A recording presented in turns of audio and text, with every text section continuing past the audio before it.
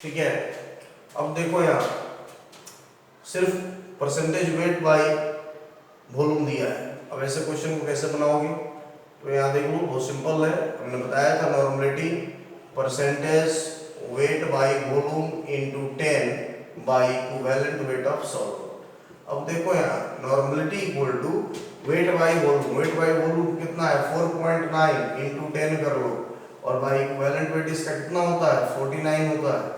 ठीक है, तो 49 बाई यहाँ हो जाएगा 49, ये मल्टीप्लाई करोगे तो 49 हो जाएगा, यानी 1n 1 normal solution H2SO4 solution, H2SO4 solution आ गया। ठीक है, 1 नॉर्मल H2SO4 सॉल्यूशन आ गया। क्लियर हो गया?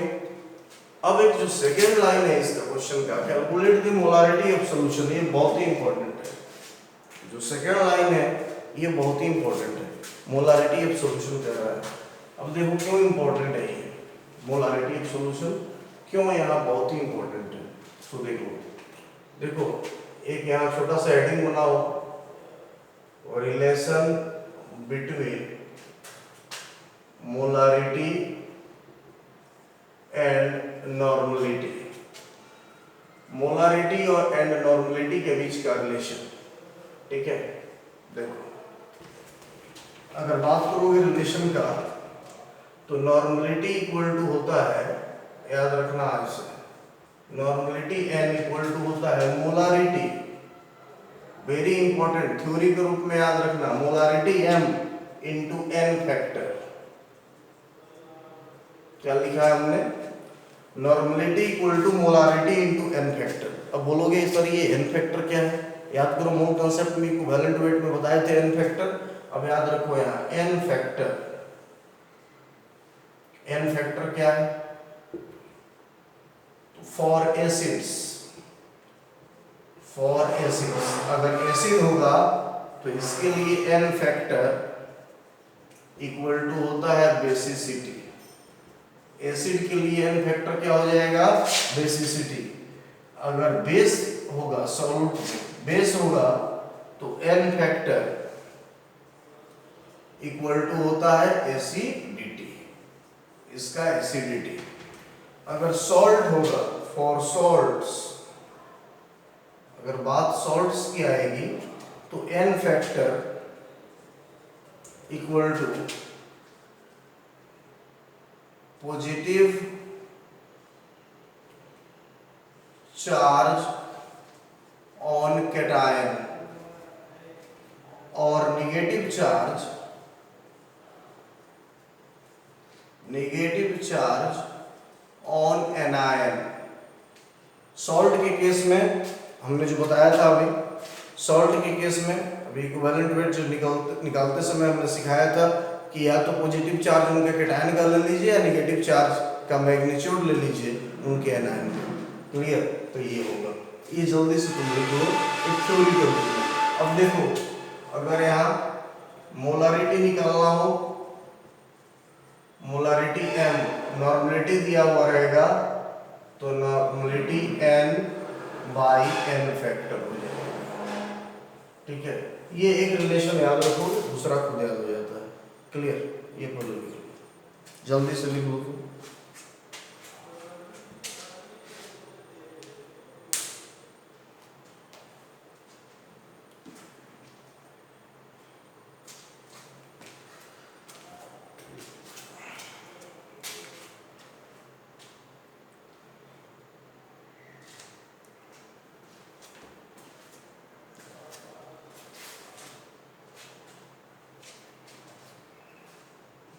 लिख लिए?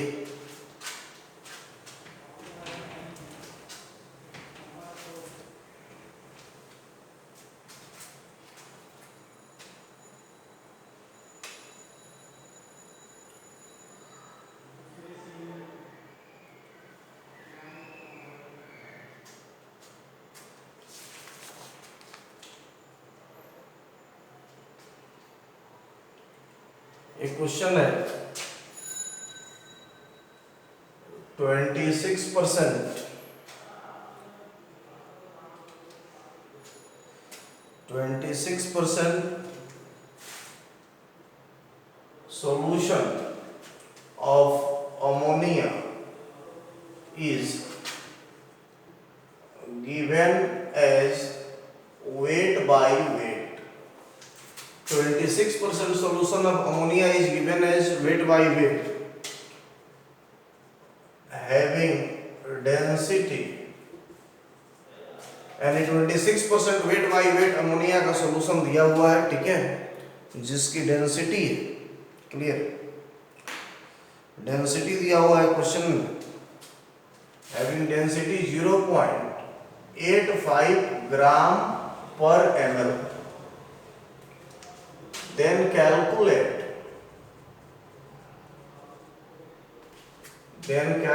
the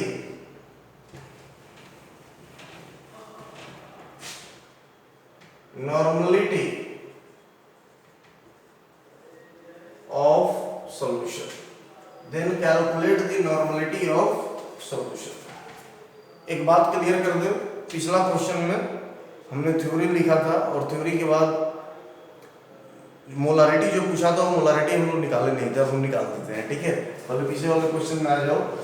तो मोलारिटी इक्वल टू हमने क्या सिखाया था, मोलारिटी इक्वल टू, यहाँ पर देखो, नॉर्मलिटी बाई एन फैक्टर। क्यों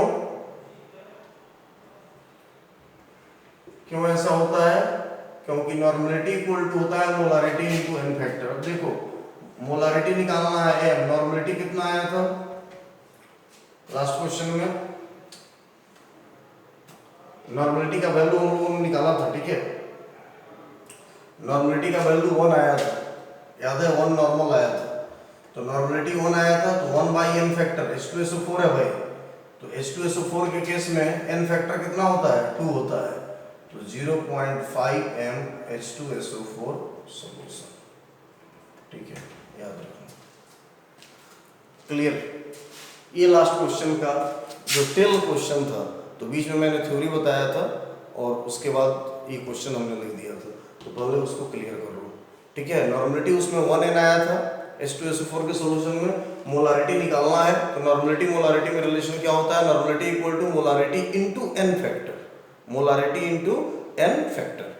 अब अगर मोलारिटी निकालना हो तो नॉर्मलिटी बाई n फैक्टर आ गया, तो नॉर्मलिटी आपने निकाल लिया, क्वेश्चन में कहा था 1 आया था, 1 नॉर्मल, तो molarity by 1 by n factor, n factor H2SO4 है भाई, तो H2SO4 के केस में n फैक्टर 2 होता है, हमने बताया था। बेसिसिटी, एसिड है, एसिड के केस में बेसिसिटी यानी 1/2, 0.5 m H2SO4, क्लियर हो गया। अब इस क्वेश्चन को आप बनाओ, ये बहुत ही बढ़िया क्वेश्चन है, क्लियर, बहुत बढ़िया क्वेश्चन बनाओ इसको।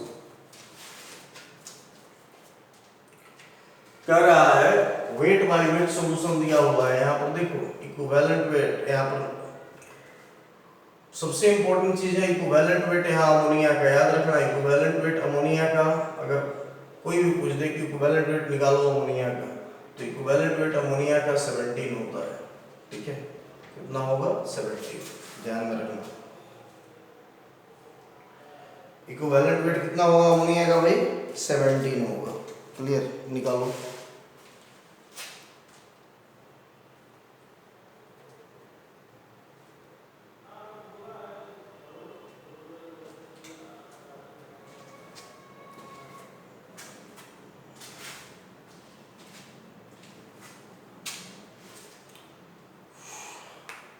बन गया, बन रहा है, जल्दी करो, ठीक है।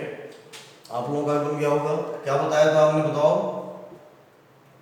अगर नॉर्मलिटी निकालना हो तो percentage weight by weight into D into 10 by equivalent weight, तो परसेंटेज वेट बाई वेट की बात करोगे आप, ठीक है, तो यहाँ 26 दिया हुआ है, डी 0.85 दिया है इंटू 10, और इक्विवेलेंट वेट हमने आपको सिखा दिया इसका, अमोनिया कितना होता है 17 होता है, क्लियर।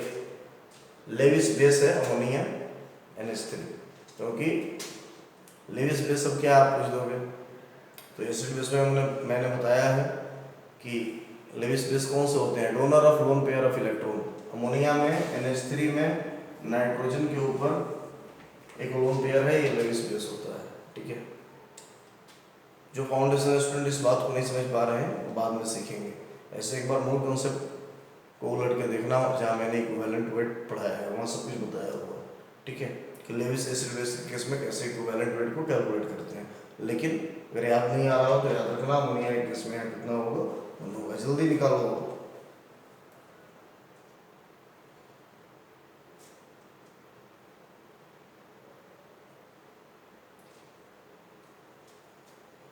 आगे कितना, ठीक है। देखो कैलकुलेट करोगे आप तो यहाँ आ जाएगा 13n। कितना आ जाएगा, 13n, 13 नॉर्मल, ठीक है। इसका आंसर हो जाएगा 13n, 13 नॉर्मल सॉल्यूशन, लगभग 30, ठीक है, वही है 13n। क्लियर हो गया। तो इस तरह से हम लोगों ने मोलारिटी और नॉर्मलिटी भी आज फिनिश कर ली है, ठीक है। अब 2 आपका और बचा है, ग्राम पर लीटर, और एक बचा हुआ है आपका ppm, पार्ट्स पर मिलियन, वो भी आपको मिलेगा। फिर से एक बार बता दें, नेक्स्ट डे से आपको ऑर्गेनिक का भी वीडियो मिलेगा आइसोमर का। सभी फाउंडेशन स्टूडेंट को मेरा यही एडवाइस है कि पूरा नोमेनक्लेचर जो हमने पढ़ाया है उसको एक बार आप रिवाइज कर लो, उसके बाद आपको समझ में आएगा आइसोमर, और आइसोमेरिज्म के बाद हम पढ़ेंगे रिएक्शन मेकेनिज्म, यानी कंटिन्यू करेंगे ऑर्गेनिक, और ये चलता रहेगा, फिजिकल ऑर्गेनिक एक साथ आपका चलता रहेगा, ठीक है। S block elements next day से ये भी आपको मिलेगा, ये इक्वली इंपॉर्टेंट सबके लिए होगा। जो भी मैं पढ़ा रहा हूँ जेईई नीट के लिए तो इंपॉर्टेंट है ही, तो पूछना ही नहीं, लेकिन साथ साथ इक्वली इंपॉर्टेंट है आपको फाउंडेशन के लिए भी। क्लियर। तो नेक्स्ट वीडियो तक के लिए पूरा का पूरा पढ़ लीजिए, और पूरी तरह से प्रिपरेशन के साथ, पूरी एनर्जी के साथ आप क्लास में आइए, और जब भी वीडियो मिले आप उसको अपने सहूलियत के हिसाब से, जब आपको टाइम मिले, जब आपका केमिस्ट्री पढ़ने का रूटीन हो, आप कॉपी पेन लेकर बैठो और पूरा का पूरा एक नोट्स बना लो, बिल्कुल क्लासरूम की तरफ आपको पढ़ा रहा हूँ, जैसे क्लासरूम में मैं पढ़ाता हूँ, ठीक है। नंबर ऑफ क्वेश्चन जब लॉकडाउन के बाद क्लास खोलेंगे तो और क्वेश्चन हम लोग करेंगे, नंबर ऑफ क्वेश्चन प्रैक्टिस करेंगे, घबराना नहीं, लेकिन फिर भी मैं सभी टाइप के प्रॉब्लम जो आते हैं मैं बता दिया उन्हें। इसके बाद जो क्वेश्चन हम लोग करेंगे, जो पोर्शन करेंगे, उस पोर्शन में आगे बढ़ेंगे तो ग्राम पर लीटर पढ़ेंगे और ppm पढ़ेंगे नेक्स्ट लेक्चर में। उसके बाद मोलारिटी नॉर्मलिटी इक्वेशन करेंगे, और फिर बढ़ चलेंगे रॉल्स लॉ, हेनरीज लॉ, ठीक है, कॉलिगेटिव प्रॉपर्टी, ये सब पढ़ते हुए फाइनली एजियोट्रॉप वगैरह करते हुए हम चैप्टर फिनिश करेंगे, ठीक है। तो ये देख लो, तब तक के लिए ऐसे ही खूब मेहनत करो, खूब खुश रहो और खूब मस्त रहो।